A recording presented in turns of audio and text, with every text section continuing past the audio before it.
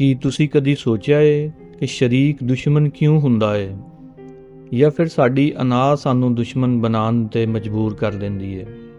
ਇੱਕ ਉੱਚੀ ਦੀਵਾਰ, 10 ਸਾਲ ਦੀ ਖਾਮੋਸ਼ੀ ਤੇ ਇੱਕ ਐਸਾ ਹਾਦਸਾ ਜਿਸ ਨੇ ਦਿਲਾਂ ਦੇ ਸਾਰੇ ਭੇਦ ਖੋਲ ਦਿੱਤੇ। ਜਦ ਇੱਕ ਪੁੱਤਰ ਨੇ ਆਪਣੇ ਬਾਪ ਨੂੰ ਲਲਕਾਰ ਕੇ ਕਿਹਾ, ਅੱਬਾ ਜੀ, ਅੱਜ ਜੇ ਇਸ ਸ਼ਰੀਕ ਨੂੰ ਸਹਾਰਾ ਨਾ ਦਿੱਤਾ ਤੇ ਕਿਆਮਤ ਤੱਕ ਲੋਕੀ ਤੁਹਾਨੂੰ ਬੇਭਰਾਵਾ ਹੋਣ ਦਾ ਤਾਨਾ ਦੇਣਗੇ। ਅੱਜ ਦੀ ਇਹ ਕਹਾਣੀ ਸਿਰਫ ਇੱਕ ਕਿੱਸਾ ਨਹੀਂ, ਪੰਜਾਬ ਦੇ ਹਰ ਉਸ ਘਰ ਦੀ ਦਾਸਤਾਨ ਹੈ ਜਿੱਥੇ ਰਿਸ਼ਤੇ ਅਨਾਹ ਦੀ ਭੇਂਟ ਚੜ੍ਹ ਜਾਂਦੇ ਨੇ। ਸ਼ੁਰੂ ਕਰਦੇ ਹਾਂ ਅੱਜ ਦੀ ਦਿਲ ਹਿਲਾ ਦੇਣ ਵਾਲੀ ਦਾਸਤਾਨ, ਪਿੰਡ ਦਾ ਸ਼ਰੀਕ। ਦੋਸਤੋ, ਕਹਿੰਦੇ ਨੇ ਸ਼ਰੀਕ ਤੇ ਦੀਵਾਰ ਨਾਲ ਲੱਗੇ ਹੋਏ ਉਸ ਕਿੱਕਰ ਵਾਂਗੂ ਹੁੰਦਾ ਏ ਜੋ ਸਾਇਆ ਤੇ ਦਿੰਦਾ ਏ, ਪਰ ਜਦੋਂ ਹਵਾ ਚੱਲਦੀ ਏ ਤੇ ਕੰਡੇ ਵੀ ਜ਼ਰੂਰ ਦਿੰਦਾ ਏ। ਸੁਣੇ ਗੱਖੜ ਦੇ ਪਿਆਰੇ ਦੋਸਤੋ, ਅੱਜ ਦੀ ਦਾਸਤਾਨ ਦੋ ਭਰਾਵਾਂ ਦੀ ਏ ਜਿਨ੍ਹਾਂ ਦੇ ਦਰਮਿਆਨ ਦੁਸ਼ਮਣੀ ਦੀ ਐਸੀ ਦੀਵਾਰ ਖੜੀ ਹੋ ਗਈ ਸੀ ਕਿ ਮੌਤ ਵੀ ਉਹਨਾਂ ਨੂੰ ਇੱਕ ਨਾ ਕਰ ਸਕਦੀ। ਪਰ ਫਿਰ ਕੁਝ ਐਸਾ ਹੋਇਆ ਕਿ ਪੂਰਾ ਪਿੰਡ ਹੈਰਾਨ ਰਹਿ ਗਿਆ। ਅੱਜ ਦੀ ਇਹ ਕਹਾਣੀ ਤੁਹਾਡੇ ਦਿਲਾਂ ਨੂੰ ਝੰਜੋੜ ਦੇਵੇਗੀ।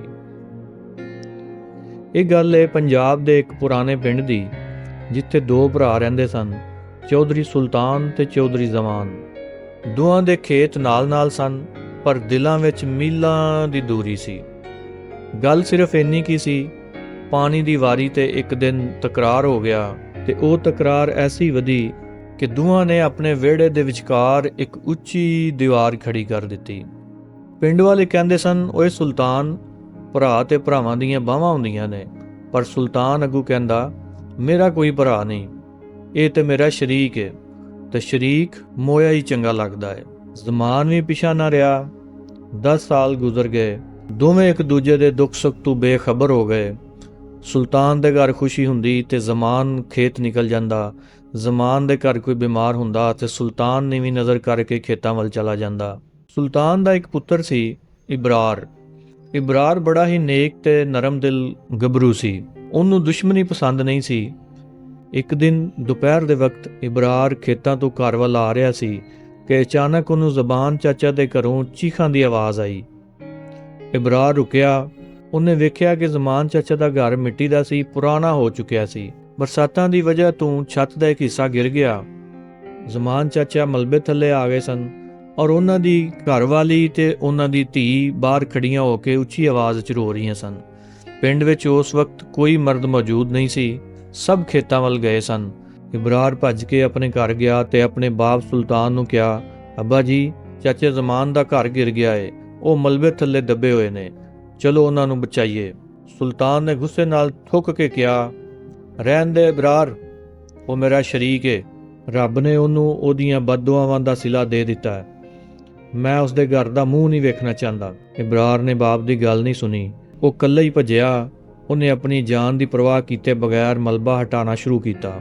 ਉਹਦੇ ਹੱਥ ਜ਼ਖਮੀ ਹੋ ਗਏ, ਨਾਖੂਨ ਨਿਕਲ ਗਏ, ਪਰ ਉਹਨੇ ਚਾਚੇ ਨੂੰ ਕੱਢ ਲਿਆ। ਜ਼ਮਾਨ ਜ਼ਖਮੀ ਸੀ ਪਰ ਹੋਸ਼ ਵਿੱਚ ਸੀ।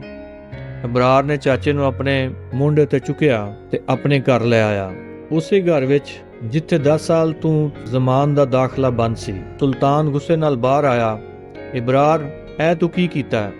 ਇਸ ਸ਼ਰੀਕ ਨੂੰ ਮੇਰੇ ਘਰ ਕਿਉਂ ਲਿਆਇਆ? ਇਬਰਾਰ ਰੋਂਦਿਆਂ ਹੋਇਆਂ ਕਹਿਣ ਲੱਗਾ, ਅੱਬਾ ਜੀ, ਇਹ ਸ਼ਰੀਕ ਨਹੀਂ, ਇਹ ਤੁਹਾਡਾ ਉਹੀ ਭਰਾ ਹੈ ਜਿਹਨੇ ਬਚਪਨ ਵਿੱਚ ਤੁਹਾਡਾ ਕੰਡਾ ਕੱਢਣ ਲਈ ਆਪਣੀ ਜਾਨ ਤੇ ਖੇਡ ਗਿਆ ਸੀ। ਅੱਜ ਇਹ ਮਰਨ ਵਾਲਾ ਸੀ। ਜੇ ਮੈਂ ਨਾ ਜਾਂਦਾ ਤੇ ਅੱਜ ਤੁਸੀਂ ਹਮੇਸ਼ਾ ਲਈ ਬੇਭਰਾਵਾ ਹੋ ਜਾਣਾ ਸੀ। ਅੱਬਾ ਜੀ, ਕਬਰਾਂ ਵਿੱਚ ਦੁਸ਼ਮਣੀ ਨਹੀਂ ਜਾਂਦੀ, ਸਿਰਫ ਪਛਤਾਵੇ ਜਾਂਦੇ ਨੇ। ਸੁਲਤਾਨ ਜਦ ਆਪਣੇ ਜ਼ਖਮੀ ਭਰਾ ਨੂੰ ਵੇਖਿਆ ਜਿਸ ਦੇ ਵਾਲ ਚਿੱਟੇ ਹੋ ਚੁੱਕੇ ਸਨ ਤੇ ਉਹਨੂੰ ਆਪਣਾ ਬਚਪਨ ਯਾਦ ਆ ਗਿਆ। ਉਹਨੇ ਵੇਖਿਆ ਕਿ ਦੁਸ਼ਮਣੀ ਨੇ ਦੋਵਾਂ ਨੂੰ ਬੁੱਢਿਆਂ ਕਰ ਦਿੱਤਾ ਹੈ, ਪਰ ਉਹਨਾਂ ਦੀ ਜ਼ਿੰਦਗੀ ਦੇ ਵਿੱਚ ਕਦੀ ਵੀ ਸਕੂਨ ਨਹੀਂ ਆਇਆ। ਸੁਲਤਾਨ ਦੀਆਂ ਅੱਖਾਂ ਭਰ ਆਈਆਂ। ਉਹ ਆਪਣੇ ਭਰਾ ਦੇ ਪੈਰਾਂ ਵਿੱਚ ਬਹਿ ਕੇ ਰੋਣ ਲੱਗ ਪਿਆ। ਜ਼ਮਾਨ ਨੇ ਕਮਜ਼ੋਰ ਹੱਥਾਂ ਨਾਲ ਸੁਲਤਾਨ ਨੂੰ ਚੁੱਕਿਆ ਤੇ ਦੋਵਾਂ ਨੇ 10 ਸਾਲ ਬਾਅਦ ਇੱਕ ਦੂਜੇ ਨੂੰ ਗਲੇ ਲਗਾਇਆ। ਗਲੇ ਲਾਉਣ ਤੋਂ ਬਾਅਦ ਇੰਜ ਰੋਏ ਜਿਵੇਂ ਬੱਚੇ ਰੋਂਦੇ ਨੇ। ਤੇ ਪਿੰਡ ਵਾਲਿਆਂ ਨੇ ਵੇਖਿਆ ਕਿ ਉਹੀ ਦੀਵਾਰ ਜਿਹੜੀ 10 ਸਾਲ ਪਹਿਲੇ ਨਫ਼ਰਤ ਨਾਲ ਖੜੀ ਕੀਤੀ ਗਈ ਸੀ, ਸੁਲਤਾਨ ਨੇ ਆਪਣੇ ਹੱਥਾਂ ਨਾਲ ਉਹਨੂੰ ਗਿਰਾਉਣਾ ਸ਼ੁਰੂ ਕਰ ਦਿੱਤਾ। ਦੋਸਤੋ, ਸੋਨਾ ਗੱਖੜ ਦੇ ਇਸ ਕਿੱਸੇ ਤੋਂ ਸਾਨੂੰ ਇੱਕ ਸਬਕ ਮਿਲਦਾ ਹੈ ਕਿ ਸ਼ਰੀਕ ਕੋਈ ਦੁਸ਼ਮਣ ਨਹੀਂ ਹੁੰਦਾ। ਸ਼ਰੀਕ ਤੇ ਉਹੀ ਭਰਾ ਹੁੰਦੇ ਨੇ ਜਿਸ ਦੇ ਨਾਲ ਸਾਡੀ ਸਾਂਝ ਹੁੰਦੀ ਹੈ। ਅਸਲ ਦੁਸ਼ਮਣੀ ਸਾਡੀ ਅਨਾਹ ਹੈ। ਯਾਦ ਰੱਖੋ, ਮਿੱਟੀ ਦੇ ਘਰ ਗਿਰ ਜਾਂਦੇ ਨੇ ਪਰ ਦਿਲਾਂ ਦੇ ਘਰ ਕਦੀ ਨਹੀਂ ਗਿਰਨੇ ਚਾਹੀਦੇ। ਜੇ ਤੁਹਾਡੀ ਵੀ ਆਪਣੇ ਕਿਸੇ ਭੈਣ ਭਰਾ ਰਿਸ਼ਤੇਦਾਰ ਨਾਲ ਬੋਲਚਾਲ ਬੰਦ ਏ ਤੇ ਅੱਜ ਹੀ ਉਹ ਅਨਾਹ ਦੀ ਦੀਵਾਰ ਗਿਰਾ ਦਿਓ, ਇਸ ਤੋਂ ਪਹਿਲਾਂ ਕਿ ਮੌਤ ਦੀ ਦੀਵਾਰ ਤੁਹਾਡੇ ਦਰਮਿਆਨ ਆ ਜਾਏ।